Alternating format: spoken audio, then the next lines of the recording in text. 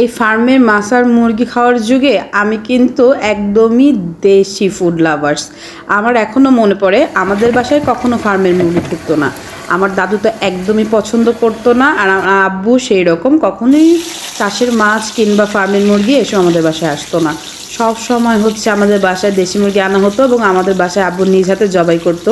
ছোটোবেলার স্মৃতিগুলো এখনও যেন জীবন্ত। আজকে আমি রান্না করছি, এটা একটা পালা মুরগি আমার খালার বাসার। মুরগিটা কালো ছিল, এত সুন্দর ছিল দেখতে কালো মুরগিটা, পা দুটোও কালো ছিল। এই কালো মুরগিটার চামড়া সহ আজকে আমার দাদুর রেসিপিতে আমি রান্না করব। প্রথমেই সরিষার তেল গরম করে সেখানে পেঁয়াজ কুচি, তারপর হচ্ছে আস্ত শুকনো মরিচ, এলাচ, দারচিনি দিয়ে ভালো করে ভেজে নেব। আর ওই দিকে তো মুরগিটা একদম মাখিয়ে রেখেছি। আর এরপরে দিয়ে দিচ্ছি হচ্ছে গুঁড়ো মশলাগুলো, যদিও দাদু এখানে হচ্ছে বাটা মশলা ইউজ করতো, আর সেখানে তো মাটির চুলার স্বাদ ছিলই। তো এটা ভালো করে কষিয়ে নিব। অনেক সুন্দর একটা সুবাস বের হচ্ছিল, আমার তো এখনও নাকে লেগে আছে।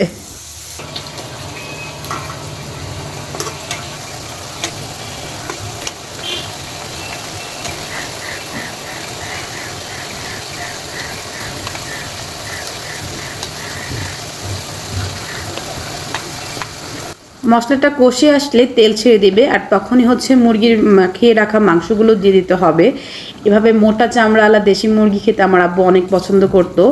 অনেক আগে শুনেছি আমার দাদু নাকি মুরগি পালতো, আর আব্বু যদি রাত 2টা 1:30 বাজে খেতে চেত যে এখন মুরগি ভুনা খাবো মা, আমার দাদু তখনই খোয়ার থেকে বের করে জবাই করে এরকম মুরগি ভুনা করে দিত। আর এই মুরগি ভুনাটাকে আমার আব্বু সবসময় বলতো যে কপকপা ভুনা। আর আমার দাদুকে একটা জিনিস করতে সবসময় খেয়াল করতাম, সে সবসময় মুরগির মাংস এরকম কষিয়ে কপকপা করে ভুনা করতো, তারপর খেত। কখনোই মুরগিদের কি ঝোলটা দিত না বা ঝোলের জিনিসটা খেত না। এই অভ্যাসটা আমারও হয়েছে, ঝোলের মাংস খেতে গেলে আমার কাছেও ধোয়া ধোয়া লাগে।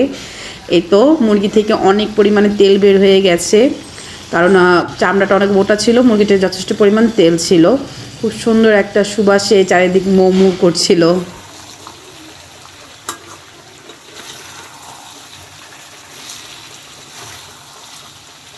আলহামদুলিল্লাহ মুরগিটা একদম রেডি হয়ে গেছে। এটা দেখে বোঝাই যাচ্ছে না এটা মুরগি না হাঁস, খেতেও কিন্তু অনেক মজা হয়েছিল আলহামদুলিল্লাহ।